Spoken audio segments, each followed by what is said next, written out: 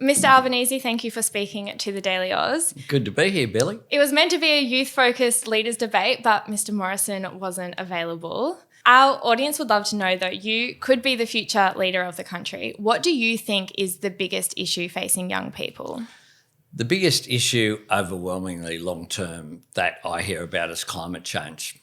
Young people understand it's about their future. It's not just about the environment, it's about their way of life, and it's having an impact. We've seen that with the floods and the bushfires. We see further flooding, tragically, in Queensland today. So action on climate change is the number one issue that is raised with me.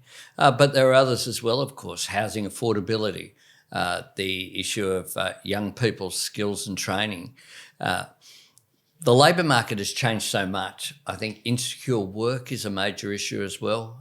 Many young people aren't sure about their career paths. They're working in insecure work. That makes it difficult to plan to buy a home, to plan a family, that insecurity which is out there. You mentioned lots of policies there, and I want to get to them. But first, you were asked the other night on Channel 9 during the leaders' debate about whether you had a policy for young people. Your answer was the housing policy, and then it was pointed out that this wasn't exclusively for young people. Does that mean that there isn't anything that is specifically for young people in your policies? No, we have a range of policies for young people, and we've engaged with them, with myself and Amanda Rishworth through the Peak youth organisation groups. Significant investment in skills and training, also in engaging with young people and making young people part of those processes is really important. We want to engage with young people and make sure that they feel welcomed into the political processes, because I know that it can be very alienating. What do you say to the idea that our generation has it harder than yours did? I think in many cases that's absolutely true. It is harder to get into home ownership today than it was when I first got into home ownership. There was a 1 in front of the figure that I paid for my first home. Well, now there's a 1, but it's with a few extra zeros. But the difference is that it's a 1 with 7 figures, including the 1, as opposed to 6. That difference is extraordinary, and that makes it very difficult. If you look at the multiples of wages that are required to get into home ownership, it's much more difficult. There are a number of advances as well, of course, that have made, in some ways, life a lot easier, the convenience of new technology. But what it's meant as well is that the pace of change is so much quicker. I have a 21-year-old son who's studying at the University of Technology, Sydney. He's not quite sure what he will do in terms of his career post-university because whereas when I finished school, I did my last HSC exam, I started work with the Commonwealth Bank on the following Monday, and that was seen as something that I envisaged at that time I would do for 20 years. That would be a career path. Nowadays, young people are much more likely to do multiple careers and with multiple employers. And insecure work is a major issue as well. So many people will be working 2 or 3 or more jobs in order to get by. I want to go to climate change. When we asked our audience what they thought the biggest issue facing them was, they said climate change. The Labor Party's 2030 emissions reduction target is lower than what it was going into the 2019 federal election. The evidence shows that the climate crisis is getting worse. So why would your policies go backwards? Well, they haven't gone backwards. I think it's a much more substantial But they're policy. lesser than it was in 2019. Well, we've had 3 years of inaction. So our policy now... So shouldn't they be more ambitious? Well, our policy now is over 8 years rather than over 11 for 2030. So we had a consistent position of net zero by 2050. But the other thing that we've done with our climate policy isn't to come up with a figure and then work out how we get there. What we've come up with is good policy and then got economic modelling that shows that will reduce emissions by 43% by 2030. So our plan that will use the safeguard mechanism for the highest emitters to ensure that they reduce their emissions. our plan will result in $52 billion of private sector investment in renewable technology. And our plan is also to fix transmission in the grid so that renewables can plug in, if you like, so you can get that security at the same time as you're moving to the cheapest, cleanest form of new energy, which is renewables. But at the same time, it's such an economic opportunity. We'll create 604,000 jobs, 5 out of every 6 in the regions. Climate change is about your generation and generations to come. It's about making sure that we stop the complacency which is out there. And one of the things that I want to do is to end the climate wars. And our policy has been welcomed not just by the unions, but by the Business Council, by the National Farmers Federation, by Australian Industry Group, by Australian Chamber of Commerce and Industry. But just on the 2030 target, would you be open to more ambitious targets? For example, if the election results in a hung parliament, would you be open to a higher target if you have to form government with the Greens or independents? No, because what you've got to do is not come up with a figure as if it's abstract from how you get there. And how we'll get there is by supporting renewables, fixing transmission in the grid, cheaper electric vehicles, for example, and mandating the take-up of electric vehicles by the Commonwealth car fleet, for example, which but you're is not something open state to a governments more are ambitious doing. target? Well, we believe that we've got it absolutely right. So you head on that path to make sure that you get good outcomes for the economy, good outcomes for the environment, good outcome for jobs. And that's the way that you build and entrench that support in. We had policies when we were last in government. They weren't able to be maintained and they've been dismantled. Will the Labor Party stop accepting money from fossil fuel companies? Well, this has been an issue that is raised from time to time by the Greens. The Labor Party's policy is not influenced by any outside forces. The policy is influenced by what Labor Party representatives and members of Parliament believe and think. So no. Well, in terms of defining where donations come from time to time we engage and business will come along to functions. That will happen. The question is, what is our policy? In what way are we influenced? And the truth is that we've been very, very consistent. The actions that I'll take as an absolute priority as Prime Minister will be on climate change. I want to move on because we've got limited time. But on cost of living, what is the Labor Party proposing to do about easing the cost of living, specifically when it comes to young people? Well, what we'll do is lower the cost of childcare, which will make a difference for young people with families and enable women to participate in the workforce in particular. That will make a difference. Our climate policy will result in electricity bills in the national energy market falling on average by $275 a year by 2025. So at the end of our first term, that will make an enormous difference. We'll make medicines cheaper by reducing the cost from $42.50 down to $30. But we'll also support increases in wages. This government has deliberately kept wages low. They say it's a key feature of their economic architecture. There's a debate going on at the moment over whether people who are on the minimum wage of $20.33 should get a $1 increase in their pay. Scott Morrison says that would be disastrous for the economy. People who are on the minimum wage, which is many young people working in hospitality, young people working in retail, young people working as cleaners, need to ensure that they don't go further backwards. When it comes to your housing policy, which you've spoken a lot about, and that helps the easing cost of living, most young Australians are renters. What does Labor propose to do about the rise in rent prices? One of the things we propose to do is to increase supply of housing. And if you increase supply of housing through increased investment in social housing and affordable housing for essential workers, what you will do is help with affordable housing. And that is something that we're committed to. The current government have not done anything about social housing at all, about the security that is given by giving a secure roof over their head. So we have a range of measures aimed at increasing supply as well. On the topic of the economy, throughout the campaign, you've pointed out the issues in the aged care system, the issues in the NDIS.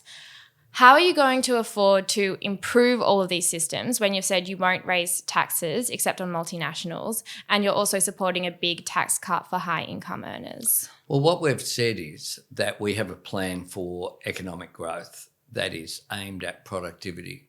So we have prioritised, because we will inherit $1 trillion of debt if we're successful in the week after next. We have prioritised spending in areas that produce a return as well.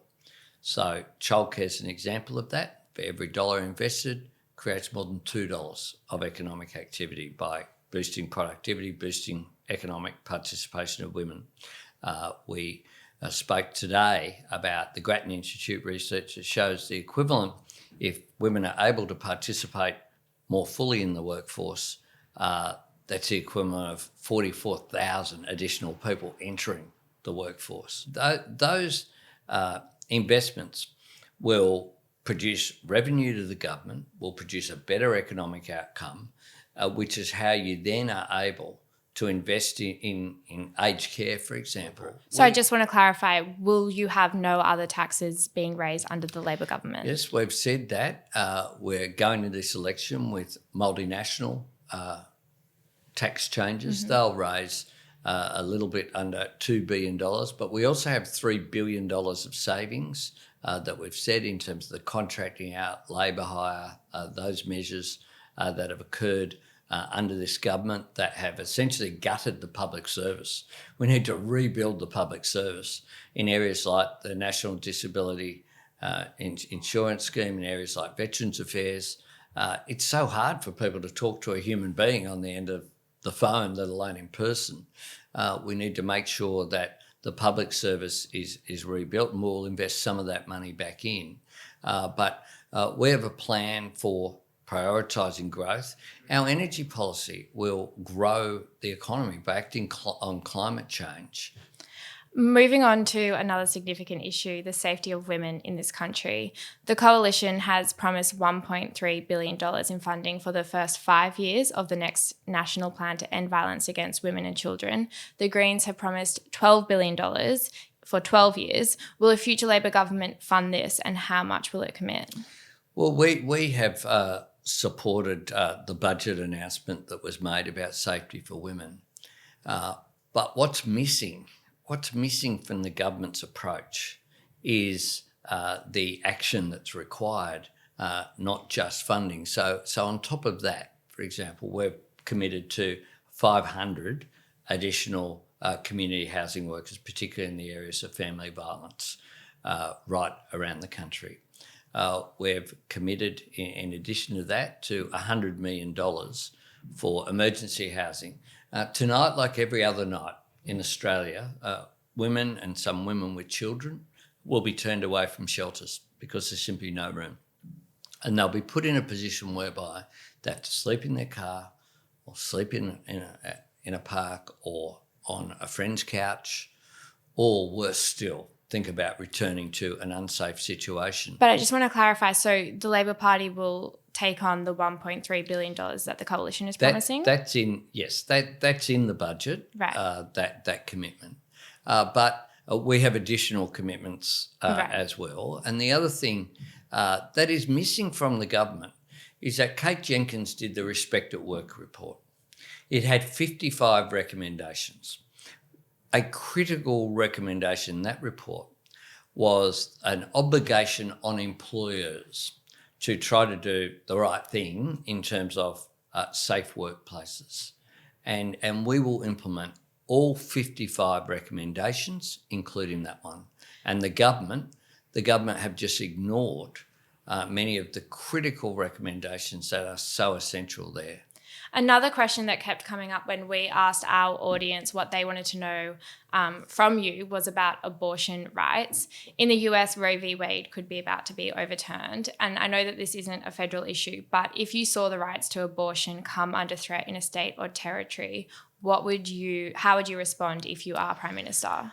Well, fortunately, here in Australia, this doesn't have the conflict that we're seeing played out and has played out for a long period of time in the United States. Of course, state jurisdictions deal with choice and women's access to terminations. And no one is proposing at this election any change to any of that. And that's important. Because in my view has always been very consistent that women have a right to control these issues. Now, I want to talk about First Nations issues. You've said you support the Uluru Statement from the heart and that you'll commit to having a referendum on a voice to Parliament in the first term of government. Another issue that young people are telling us is important to them is January 26. Do you support changing the date? We're not proposing to change the date. I realise that increasingly it is an issue for many people. I understand that. I certainly understand for First Nations people, it's a difficult day. It's a very difficult day because the truth is, of course, Australia's history didn't begin in 1788, nor did it end on that day either. So I want to have a respectful debate with First Nations people about how we have a time frame for constitutional change. I think that we're diminished while we don't recognise the great privilege that we have of living in a nation with at least 65,000 years of continuous civilisation. The oldest continuous civilisation on the planet is right here. We can learn so much about the way that First Nations people relate to land and water, for example, how they relate to their environment.